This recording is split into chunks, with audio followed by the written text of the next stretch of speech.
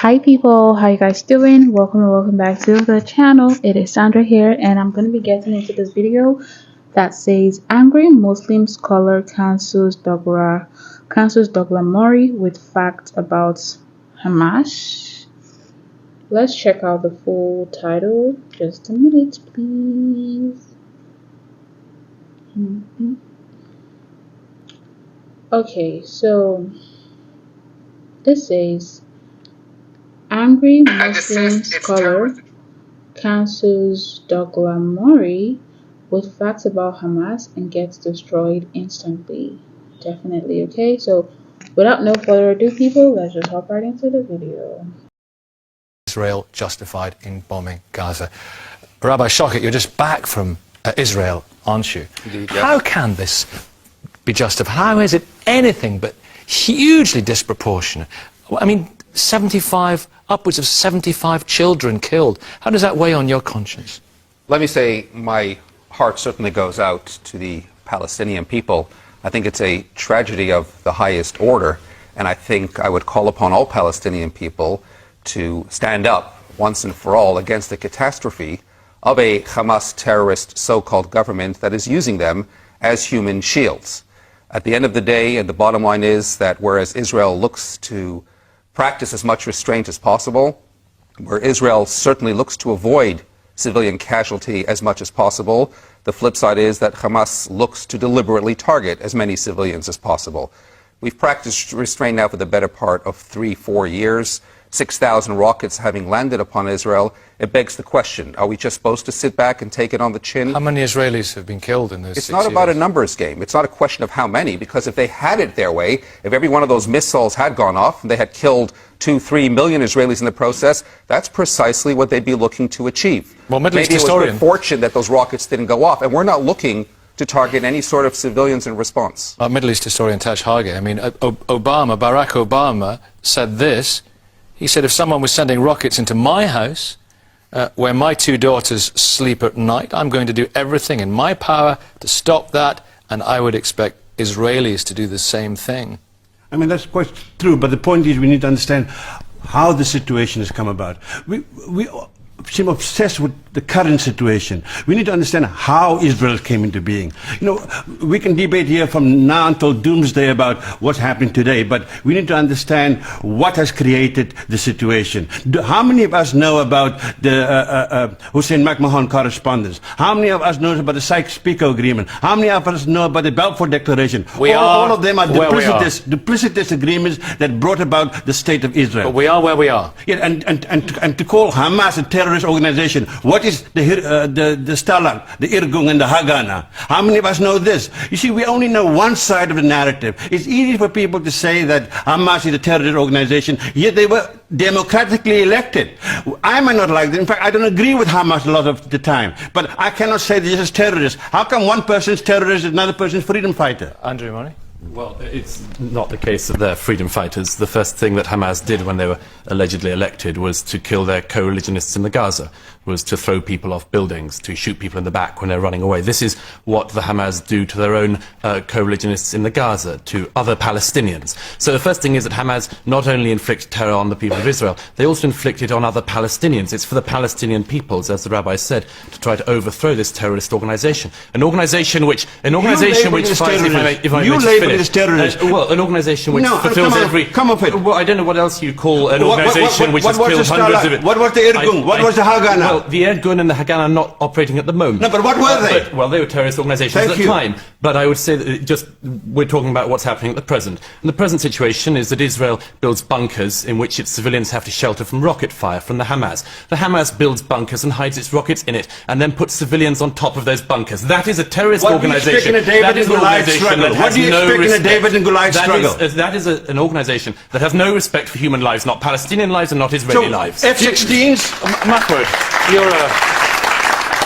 you know people in the Gaza, and also you're from the West Bank. Can you, and it's all about putting on a completely different pair of spectacles to try and understand the other side's position, because that's the only way we're ever going to get anywhere. Can you understand the Israeli position? I don't understand the Israeli position because they are causing so much carnage and bloodshed at the moment that is completely disproportionate for what they are claiming to achieve. Okay, Rabbi Shoket, could you... And Peter, I'll bring you in a second. Could you, as calmly as you can, explain to Mahmoud again your position? I would only ask you, because I've heard this bantered about for so long, what constitutes a proportionate response? In other words, if they spend the last 3 years throwing 6,000 rockets into Israel, would you consider a proportionate response for Israel dropping 6,000 missiles back into Gaza, and however many may be killed in the process, then so be it? I wonder what the UN would have to say to that. Well, Rabbi Shochat is actually vocaling so many myths and so many misinformation about what's really happening on the ground. You know, Hamas was agreed to a ceasefire for the last 6 months before the outbreak of the recent violence, and no rockets were fired at Israel. Israel has recently engineered a situation in which it forced Hamas to shoot rockets at Israel. And you're talking to me about myths? And Israel have done in the last 6 months. In the last 6 months, can I continue? Well, these guys are just disturbed by something you just said, and it behoves me to actually ask why. First of all, rockets continued to come during the ceasefire from groups, not just Hamas, but Islamic Jihad. Second of all, Hamas ended the ceasefire, and before Israel went into Gaza last week, they fired hundreds of missiles back into Israel. You know, the Israeli people have suffered for the last 5 to 8 years with thousands of missiles being fired onto their towns. In the last 500 8 years, rockets from Hamas over the last week as well. Only 16 Israelis were killed in only 16. 18. It's, of course, it is sad when one person is killed, but we have here proportions. 16 Israelis are killed in the 8 years. We have 4,000 people, Palestinians, are killed on the Gaza Strip by the Israeli missiles and by Israeli assassination squads. I just wonder. I mean, Robert, you are from the Conservative Friends of Israel. I'm putting this to you, Peter Hitchens. I mean, this is a difficult time for Friends of Israel, capital F and small f, isn't it? It's a very difficult time. Partly, I think, because of the very second-rate nature of the political leadership in Israel at the moment. The problem with this action, apart from the very large numbers of innocent people who are getting killed in it, is that it isn't actually likely to achieve the aim set out for it. If I thought that Israel actually had a serious plan for stopping the rocket attacks on Sderot and other Israeli towns, then I'd find a lot more sympathy in my heart for the action. What this is about, I'm afraid, is sordid electoral politics in Israel, and the desire of various politicians to get themselves spurious reputations as hardliners. 6 months from now, there will still be rockets being fired from Gaza into Israel, despite this operation. Once this is all over, it will continue to happen. If it were a serious operation to stop this, if such a thing could be contemplated, there'd be more to be said for it. But it's disproportionate, not because of the level of arms involved, but because it simply doesn't have anything to do with its alleged aim. Well, okay. That's the real problem Israel has. Douglas, I think I called you Andrew earlier, and I apologise for that. You know, you have the stature of a tennis player, clearly. But how can this do anything but strengthen the Hamas position, not only in the region, but across the whole Arab world? They've all of a sudden, look at the march yesterday with thousands of people there, with Hamas, you know, I think it was 12,000 people, Hamas posters, you know, people like Alexei Sayle and Annie Lennox marching alongside people with Hamas posters, and all of a sudden they're sort of heroic freedom fighters. Really? They've been strengthened. Do you think Hamas or Annie Lennox become heroic freedom fighters, or Alexei Sayle needs to tell you what's right and wrong in the world? Your problem is this, if I may interject just a moment, your problem is this, that the very, very foolish and unbalanced ideas, a gentleman over there enunciated one of them just now, that Israel in this conflict is Goliath and the Arabs are David, when Israel in fact has about, 2% of the land mass of the Middle East and about the same population. This idea that Israel is the aggressive bully is created in the public mind. This war is not going to be won by rockets, it's not going to be won by tanks, it's being won or lost on the television screens of the world. If Israel loses the support of the peoples of Europe and North America, which is in grave danger of doing, then Israel will lose the war. Douglas Murray. When Israel risks, like in 2006, having 1 million of its civilians having to live under threat of rocket fire, this is something which should be beyond its concern about what European governments think or don't think. You mentioned earlier about the huge number of civilian casualties. I can't think of another situation in war in which a fifth of casualties are civilian, and in which the Hamas have suffered up till now perhaps as many as 400 casualties. 400 terrorists being killed seems to me to be good work. It's good work for the future of Israel. It's good work for the future of the region. Upwards of 75 children have been killed. You can't call them terrorists. No, I didn't call them terrorists. I said they were innocent civilians. But that 4 times that number of people being killed, the targeted people being killed, are terrorists, and they have been killed, and that can only be good for the region. It can only be good for Israeli security. And if the Arab world really cares about the Palestinian peoples, why doesn't it do something for them practical instead of whining about this tiny slither of land which Israel occupies? Why don't they realise that if there's going to be peace in the region, it relies on there being a Palestinian solution and it relies on there being an Israeli solution? That can happen, but the first thing that has to happen is that the Arab governments and the Palestinians realise that Israel isn't going anywhere. If they made that realisation, why would they be firing rockets into Israel proper? This isn't disputed territory. They're firing rockets into Israel. Why are they doing that? I know you're first, Peter. We have to look at the root causes of this recent conflict. It didn't start on the 27th of December when the rockets started flying and the eruption of this recent conflict. We have 6 months of siege and blockade over Gaza. People are starving in Gaza. Starvation by Israel, blockading supplies of food, medical aids, and everything to Gaza. There is a 41 years of occupation. Palestinians are not allowed to have their freedom. Israel withdrew from the Gaza, from the settlements, but it continues its occupation of the Gaza Strip by Esther, let me bring Esther in. I mean, I just wonder, you know, as a Jewish woman, obviously you have this emotional attachment to Israel, I'm sure. How do you feel at the moment about all this? If I were God, I would ban religion.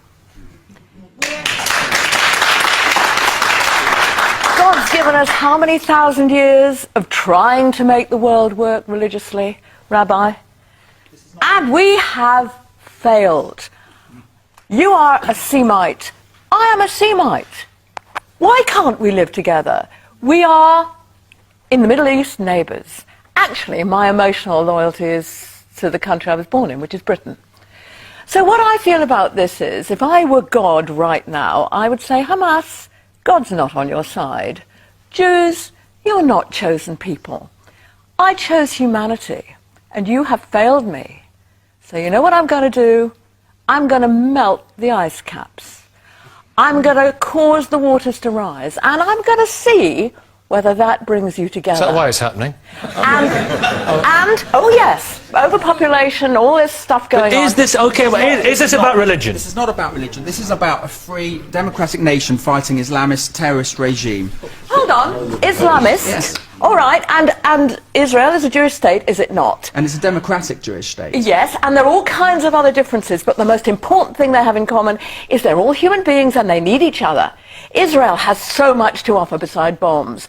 It has expertise, it has skills. If it exported its doctors, its irrigation experts, its scientists... Israel has to defend itself when it How is do you being attacked defend like yourself? any nation. You defend yourself politically. Politically. So, do you know, as a liberal, take some pleasure from the fact that an Islamist, a hardline, conservative Islamist organisation, we've heard what they're like, Hamas, we know what they're like, we know what their policies are, we know their attitudes to gays, we know their attitudes to women. Do you not take some pleasure in the fact that their command and control structure is being destroyed? No, look, I can't take anybody who could take any pleasure from any of this is completely sick in the head. I mean, the point is, what I'm hearing here is a lot of people arguing tit for tat about who's in the wrong and who's in the right, and that's fine at an individual level. A lot of people are very angry. A lot of people do feel very vengeful, but at a state level you have to look strategically, and this isn't going to work strategically. And you know, you do have a moral responsibility at a state level to behave in a reasonable, not vengeful, but strategic way. Douglas, very quickly. Douglas, I'm going to go to the audience. Douglas. I just asked what anyone in Britain would do if we had 6,000 missiles raining down on us and we had a sixth of our population living in bunkers. Okay. We wouldn't tolerate it, and nor should Israel. What, would you tolerate that if we had these rockets raining down on us in this country? What would we expect our government to do? Well, the rockets have been raining down on occupied Gaza, and they've been raining down on the West Bank. That's where the rockets have been raining down. It's an occupied country. Your man says that they're fighting an Islamic terrorist regime. I was in Nablus in 2002, and I saw the flattened police headquarters where they'd tried to fight the Israeli invasion with guns, and they'd brought in F-16 bombers that killed hundreds of Fatah, not Islamic terrorists, Fatah soldiers, and not soldiers even. And they're, of course, the enemies of Hamas at the moment, and the internal struggle. Now, the Israelis, it's all about the occupation and keeping the occupation of those lands. And when a few rockets, and I say a few rockets, come out, and well, during thousands, actually, thousands of rockets we're talking about. During the 6 months ceasefire, none other than when the Israelis went in and killed 22 Palestinians were killed in Gaza during the occupation. Okay. 230 died from lack of medical equipment. What's your view? Very quickly. Hamas seems to be rather cynical in that they're placing their rockets in the hospital courtyards in the middle of populated civilian areas. And so when Israel is bombing them, of course they're going to cause civilian casualties because they're targeting the rockets launch. How can Hamas go on about complain about civilians being targeted when they have been targeting civilians for so long, and also when they are clearly holed up in civilian areas? A rocket hit a school in Beersheba in Israel the other day. We have to take in mind that Hamas is a democratically elected party, and they are the government in Palestine. And targeting, Hamas is basically targeting the whole Palestinian people. What Israel has been doing recently is destroying the infrastructure of the Palestinian people, and not Hamas. The targets that Israel have bombed in recent days in Gaza, the majority of these targets are ministries of education, ministries of health, the clinics, the hospitals, the mosques, and including United Nations schools. But of course, Peter Hitchens, you are so right. It's how it looks to the rest of the world, isn't it? Well, it is, and this, as I say, this is the point where Israel is losing. And Mr. Murray, I think it is, was talking about the how would a British government respond? Well, Britain was under terrorist attack for many years by the Irish Republican Army, to whom we've now surrendered, as it happens, in the most shameful grovelling I've ever seen. Okay, but while that was going on, we did not actually send our Air Force to bomb Dublin. And I don't think that they would have been considered a particularly sensible response. Effective response is one thing. Ineffective, politically blundering, Douglas Murray, work. during the Troubles, of course, perhaps a better analogy would have been flattening or bombing the Catholic parts of Derry. We never did that, did we? No, but we sent in troops. We had areas where we had famous mistakes by the British Army during the Northern Ireland Troubles. This is, however, not at all similar.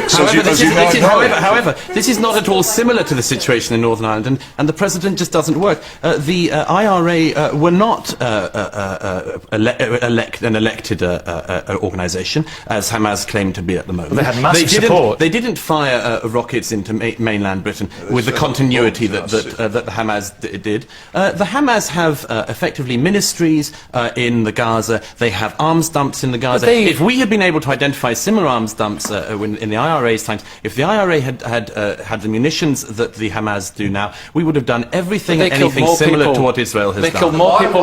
One second, please. But they killed more people with massive atrocities on the British mainland than Hamas have managed with rockets over 10 years. Hamas have killed hundreds of people through suicide bombings and sending in suicide bombs. This is why the security fence has been needed. Well, the IRA killed thousands of people. If I just may add, there is also just a fundamental misunderstanding about making the IRA comparison, which is the IRA never had as its charter obligations the annihilation of the British state. That is what Hamas is in its charter dedicated to, the annihilation of Israel, not the negotiation, not an issue over particular borders, but the annihilation of Israel. That's why it's sending rockets into mainland.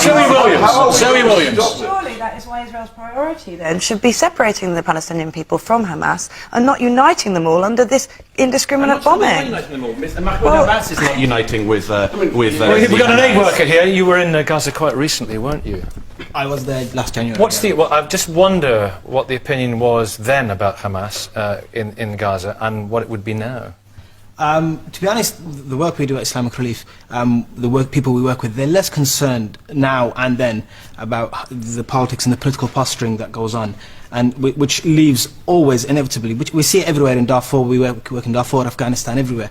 You know, all this political posturing. There's people who suffer are the civilians, the poor people who have no say, who have no way of kind of making any representation to anybody about what they would like or what they want. They're the ones who are suffering. They're the ones who are victims to all of this. And this inhumane kind of posturing from all sides is something which is quite sad to see. And I was just on the phone to one of our colleagues. One of our colleagues just last night, and he said, "Look, I'm really glad that Israelis can hide in bunkers. Sadly for the Gazans, there are no such bunkers to hide in." He said, "I'm in the cellar of our house, and we can hear them outside now." He says, we're all terrified, and we don't know if we're going to see the morning sun rise. So it's really quite a terrible situation for the Palestinians. The humanitarian situation was dire before this. Before this, before this recent campaign, many of the most respected NGOs were coming out saying, "Look, this is not tenable. You cannot continue as you are." 75% of people in Gaza continue to rely on handouts, food handouts. You know, this is not a situation but which as continues. Gordon Brown said, you know, they must, well, we'll get you in here. Gordon Brown said on the Andrew Marr programme a little bit earlier on, Israel must have security. Well, on that subject, I think we can spend a lot of time talking about who's justified and who's not, but I don't think it's that type of situation. It's a long-term problem, and this is a short-term solution, because violence only escalates violence. And I think... We've had this debate, but not once have we called it what it is. We talked about Islamism, we talked about Hamas, but we don't talk about Zionism. I mean, what is Zionism? Do we people know Zionism is a political ideology? It's not the same as Judaism. We need to separate the two. We also need to understand that to be anti-Israeli is not to be anti-Semitic. The two are totally, vastly different. They're not linked at whatsoever. We also need to see the parallel between what happened in the Warsaw Ghetto and what's happening in Gaza today. I mean, that is the parallel we need to see. We need to understand. Okay, last one on that. I saw people with placards at one of the demonstrations the other day saying, "Stop the Holocaust." How do you feel when you see posters like that, and when you hear, last word here on this, but when you hear comparisons like that? Utterly despicable. There is a bottom line here, and that is plain and simple. If Gaza stopped firing rockets, Israel would pull out of Gaza. So that's what it comes down to. That is the bottom line. What is the difference? What is the difference? You're missing the point. If Gaza, Hamas stops firing its rockets into Israel, Israel would not be there in the first instance. Israel would leave there. So how and therefore, how can Israel get hold of 82% of the land? To cease how can Israel get hold of 82% of the land? Propaganda when the 1947 resolution gave it 67% of the land. And desist its terrorist atrocities. Okay, everyone, I'm going to have one sentence. Not be allowed to get away with this. It is quite wrong to equate the deliberate extermination of European Jewry by Nazi Germany with anything that Israel has done. You know it's wrong. It's false propaganda, and you should be ashamed of it. Thank you all very much. Guys, I have gotten into one too many of these videos of Douglas Murray and the Muslim activist and just all of that. And to be honest, I'm just like, would there ever be a resolve where both parties are happy? I did see a comment on my comment section where someone was like, it could never happen, because I can't really remember. If I do find that comment, I'm going to put it up here. Or if you're the one who made that comment, you can just put it back again. But you see this lady who said if she was God, she's going to ban religion. I mean, I could stand by her, because in as much as I feel like I believe religion is really good, it's really the point that's keeping people insane, that's keeping people in check. But at the same time, extremists are using it as a tool to be terrorists. Extremists are using it as a tool to be just horrible people. And if they don't have this excuse as a religion, I feel like the world could be a way better place, because a lot of like things are just coming up, and it's coming up under the disguise of religion. This isn't just attributed to Muslim or Islam, right? I'm talking about religion as a whole, be it Jewish, be it Christian, like it's a whole lot. Like people are trying to use it as a tool to just be who they want to be, and hiding under that disguise, I feel is really dangerous. So with this topic, I'm just like, okay, You know, okay. But I'm very much open to know what you guys think about this. Please do engage me down in the comment box. Let us talk, let us chat, and I'm gonna reference like my previous videos. I really don't know why that man was so mad. Like, nobody was fighting with him, to be honest. People were just speaking facts. If that was the case, if he felt offended, that means others could have felt offended by what he said as well. But you didn't see anyone raising their voices. He looked really, really mad. But okay, I mean, anyways, thank you all so much for watching, and upon to the very next one, let us keep on staying safe and healthy. So